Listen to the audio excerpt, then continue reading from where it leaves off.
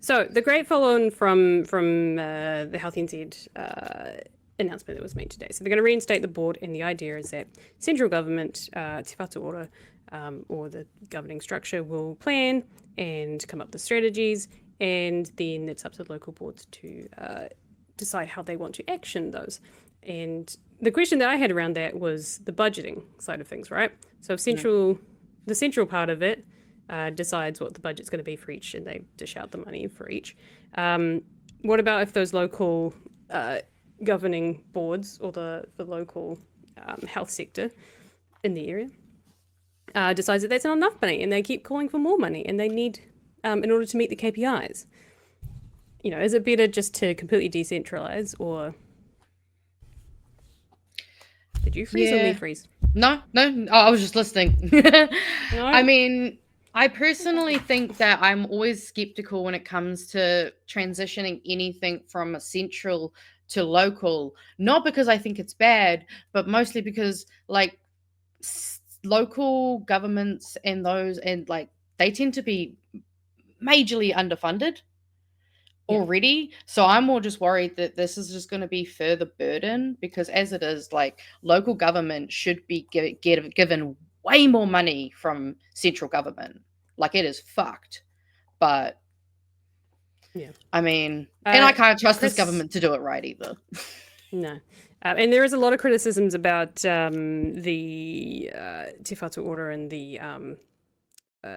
all the district health boards becoming one, which was under Labour. But we haven't seen, particularly because they got rid of all of the people that have expertise in sort of the middle management side of things, especially specifically local expertise. However, that was really only for a couple of months, maybe even a year of that shift before the next government came through. So it's hard to know whether or not that would have stabilized. But now with the ever-changing, whatever this government's doing, the defunding, the getting rid of the board, the putting in a czar, getting rid of the czar, going back to localization over centralization, it keeps kind of being. It's a fucking mess.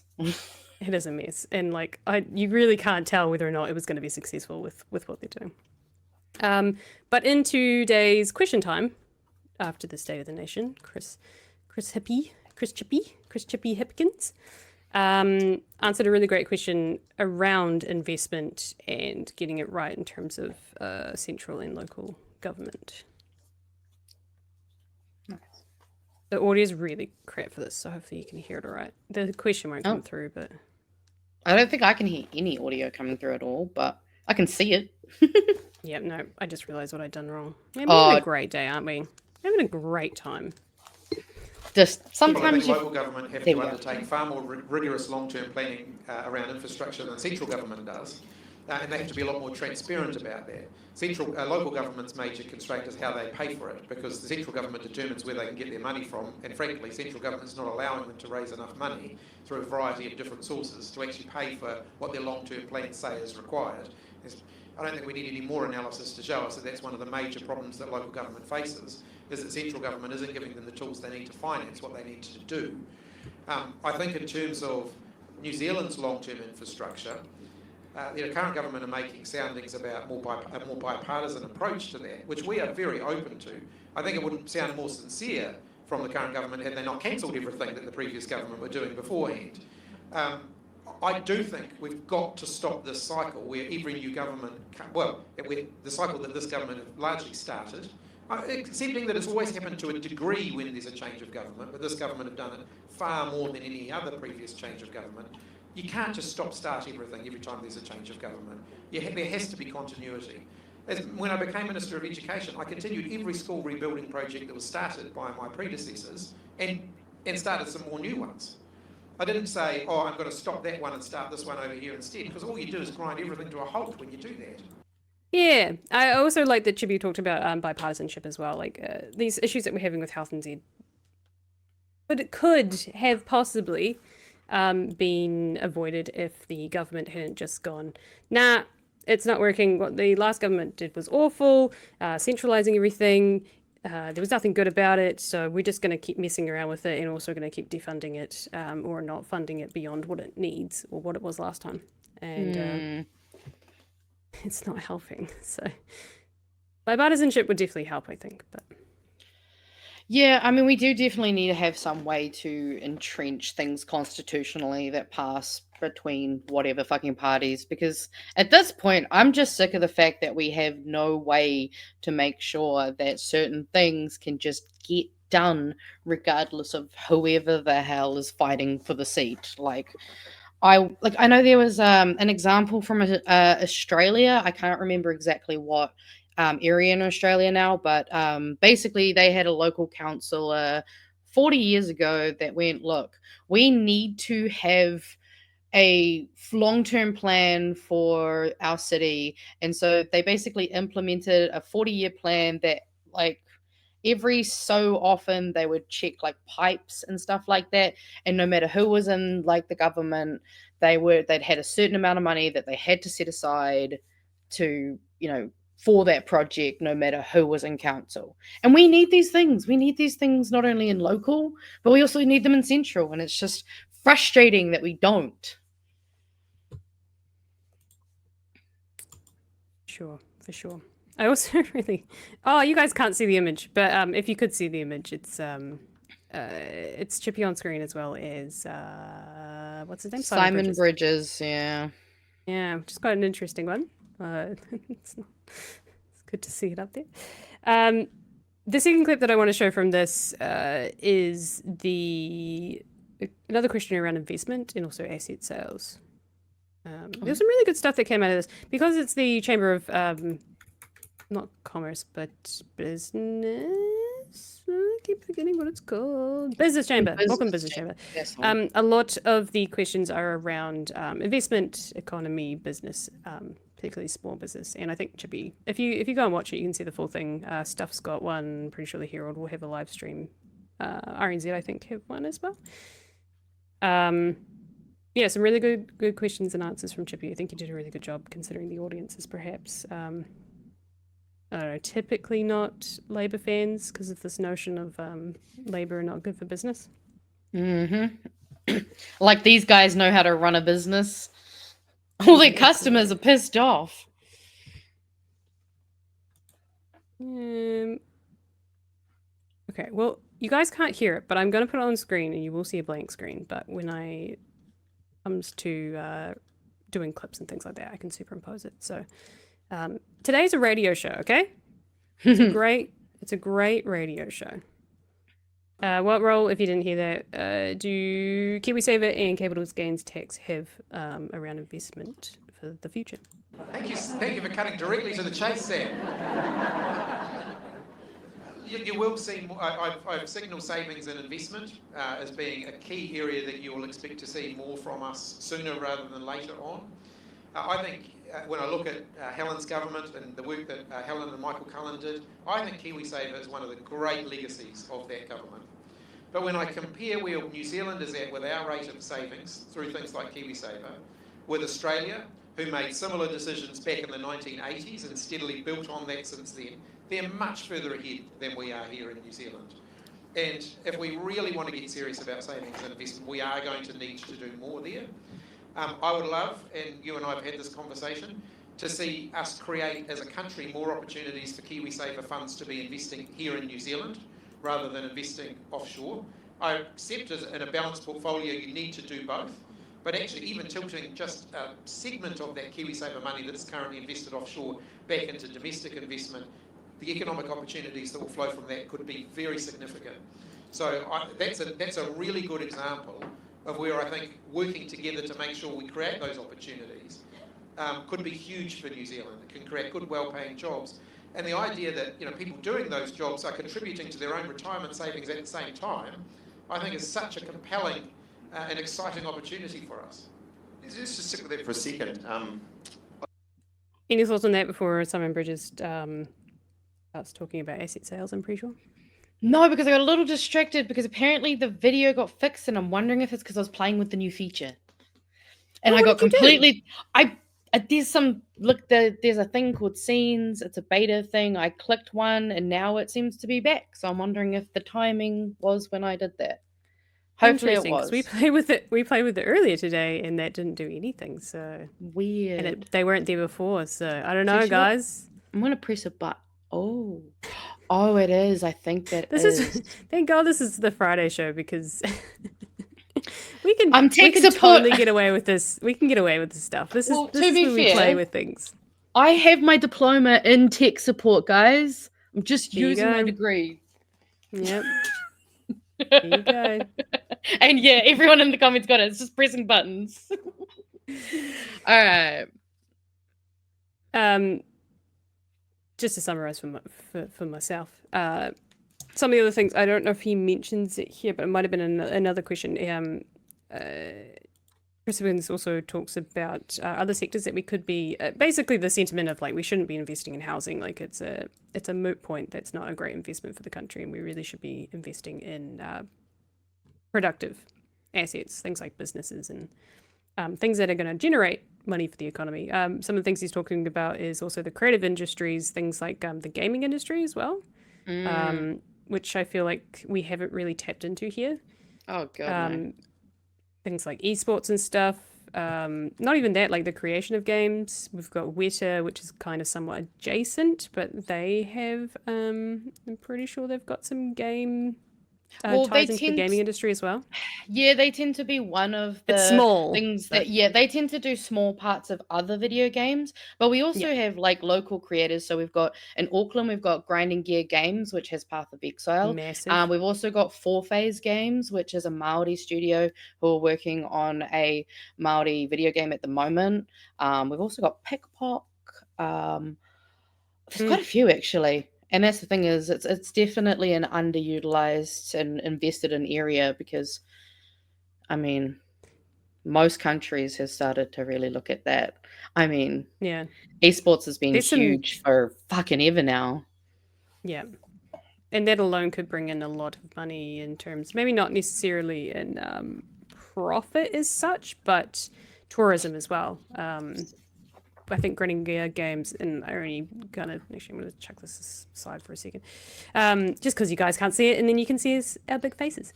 Grinding Gear Games did a massive exhibition conference. I'm not sure if it was for PoE 1 or 2. I think it was between the two when they announced PoE 2. Well, they have PoE Con. That's so they have PoE Con that happens generally yearly, and that's where they announced PoE 2. Yeah. And that was massive for bringing in people from all around the world because it's a huge game. Massive, and it was in like I would say there was more international people who are really hyped for it than even in our own country. Like, if you guys like Diablo 3, go play Path of Exile. It's basically the same, except it's got like New Zealand stuff in it, and it's really cool. Yeah, they've done a really, really good job.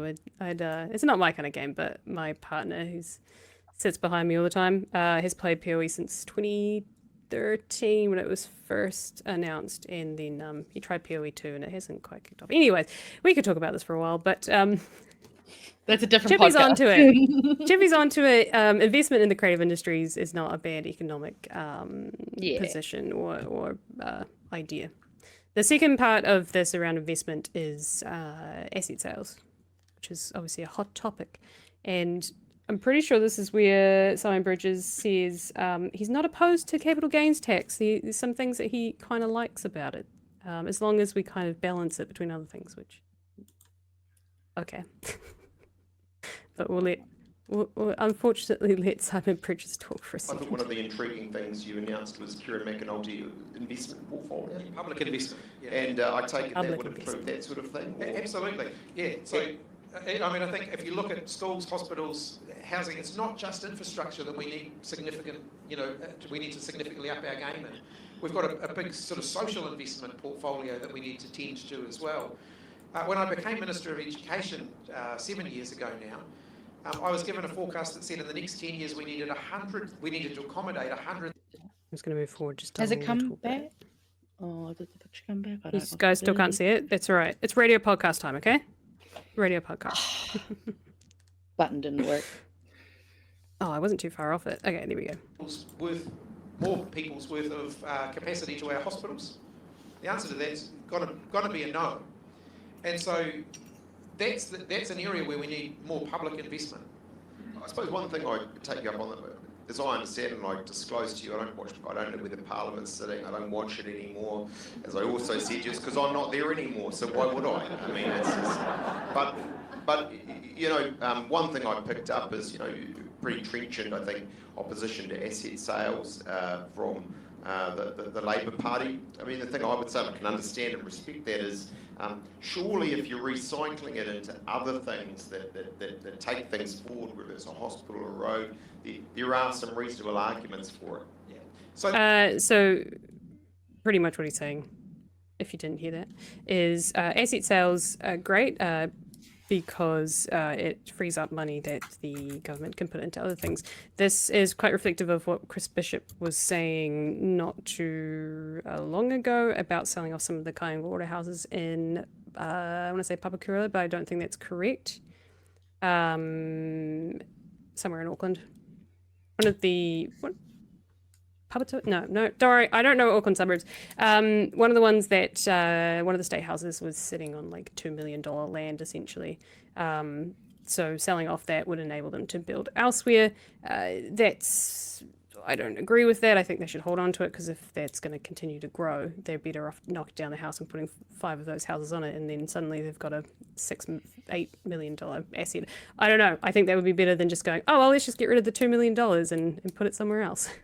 Yeah, that's a very Tauranga $2 million is not a lot Council of money. energy, to be honest. That's giving Tauranga Council. It's not good. And I mean, like Chewie talks about all the time, the one near his house that has just like been sitting there, nothing happening with it, then getting cancelled.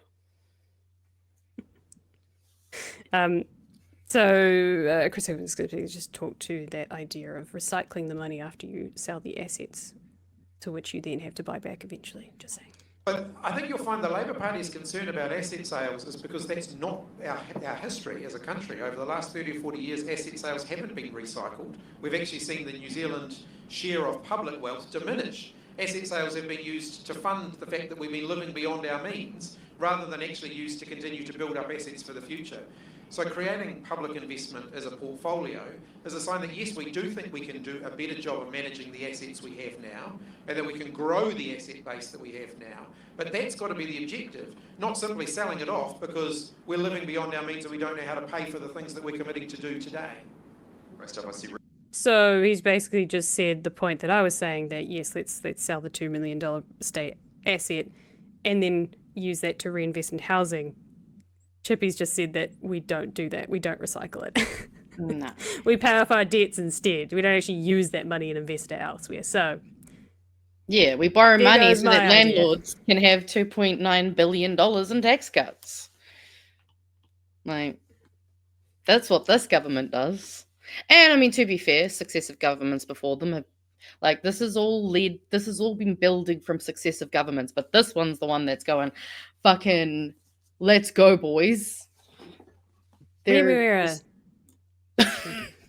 Sorry, I interrupted. Oh, yes. I was like, how did you get Papa out of Remuera? Sorry, don't ask. Sorry, I shouldn't have did. Carry on. No, you're all good. You're all good. Honestly, yeah. I mean, I never like asset sales.